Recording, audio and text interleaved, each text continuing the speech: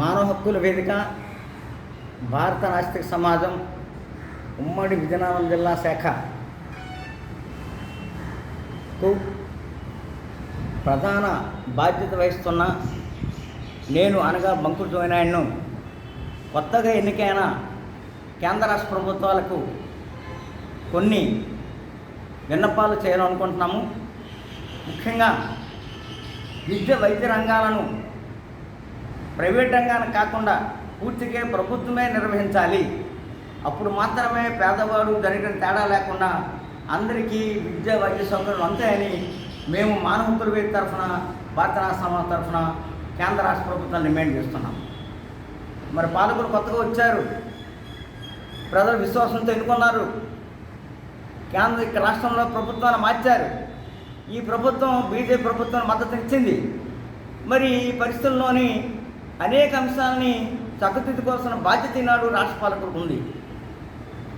అలానే జాతీయ విద్యా విధానం అనేది చాలా లోపభూయిష్టమైనది. అది మేడిపండుతో సమానం. 6వ సంవత్సరం పూర్తయితే కానీ విద్యార్థులు మొదటి చదవడానికి వీల్లేదు. ఇది శాస్త్రీయ పరంగా, మనోవిజ్ఞాన శాస్త్రపరంగా ఈ వయస్సు నిర్ణయం అనేది సరైనది కాదు. 8వ తరగతి నుంచి వృత్తి విద్య నేర్చుకోవాలనే నిబంధన కూడా దాంట్లో ఉంది.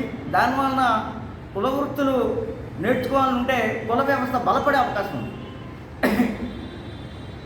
డిగ్రీ చదువుకున్న వాళ్ళు మధ్యలో ఎప్పుడైనా మానేయవచ్చు. ఇది కూడా ఆ డిగ్రీలో 3 సబ్జెక్టులో తగినంత విజ్ఞానం లేకుండానే 1 సంవత్సరం చదివిన తర్వాత తను మానేవచ్చు కూడా ఉంది అనే సిబిఎస్ సిలబస్ రాష్ట్రాల్లో చెప్తున్నారు.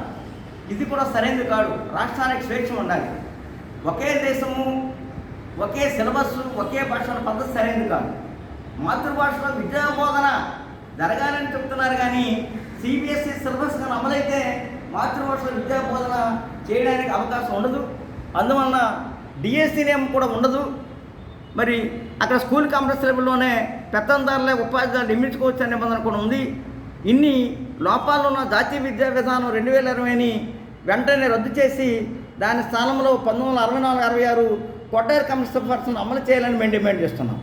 అంతేకాకుండా అమ్మఒడి అనేది ఏ పథకమైనా మరి కేంద్ర రాష్ట్ర ప్రభుత్వ యాజమాన్యం నుండి ప్రభుత్వ పాఠశాలకే పిల్లలకే ఇవ్వాలి, కానీ ప్రైవేటు, కార్పొరేటు పాఠశాలకు అమ్మఒడిని అమలు చేస్తే ప్రైవేటీకరణ మరింత ఎక్కువ అవుతుందని అది మీరు ఆలోచించుకొని ప్రభుత్వ పాఠశాలలను, కళాశాలను బలోపేతం చేయాలంటే ఖచ్చితంగా అమ్మఒడి పథకాన్ని ప్రభుత్వ పాఠశాల, కళాశాలకు మాత్రమే వర్తింప చేయాలని కూడా మేము కేంద్ర ప్రభుత్వం డిమాండ్ చేస్తున్నాం.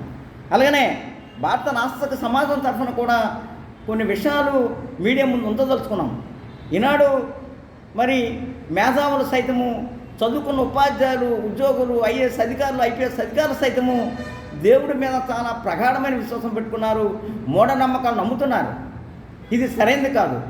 సాధారణ ప్రజల వల్లనే మూఢనమ్మకాలు నమ్మితే ఈనాడు శాస్త్రవేత్తలు సృష్టించిన శాస్త్ర విజ్ఞానానికి మరి విలువ ఎక్కడ ఉంది? డార్విన్ పరిణామ సిద్ధాంతానికి ఎక్కడ విలువ ఉంది? అందువలన మూఢనమ్మకాలను కూడా నిరోధించాలని మేము ఎందుకు కోరుతున్నామంటే, ఇక్కడ విజయనగరం జిల్లాలో కొమరాడులోని ఒక బాలుడిని హత్య చేశారు. అక్కడ గుప్త నిధి ఉందని ఆ నిధిని బయటకు తీసుకురావాలంటే నరబలి ఇవ్వాలని చెప్పి అక్కడ హత్య చేశారు.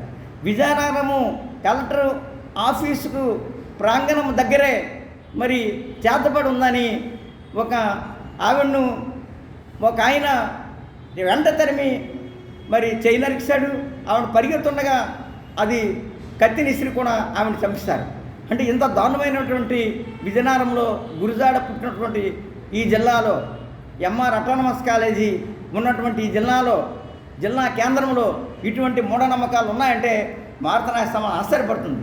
కావున ఖచ్చితంగా పార్లమెంట్లోనూ, రాష్ట్రంలోనూ మూఢనమ్మకాల నిరోధ చట్టాన్ని రూపొందించి అది అమలయ్యే విధంగా కూడా తగు చర్యలు తీసుకోవాలని కేంద్ర రాష్ట్ర పాలకుల్ని భారత రాష్ట్ర సమాజం తరఫున డిమాండ్ చేస్తున్నాం. ఓకే, ఇప్పుడు బాగుంది కదా, నువ్వే చెప్తాను.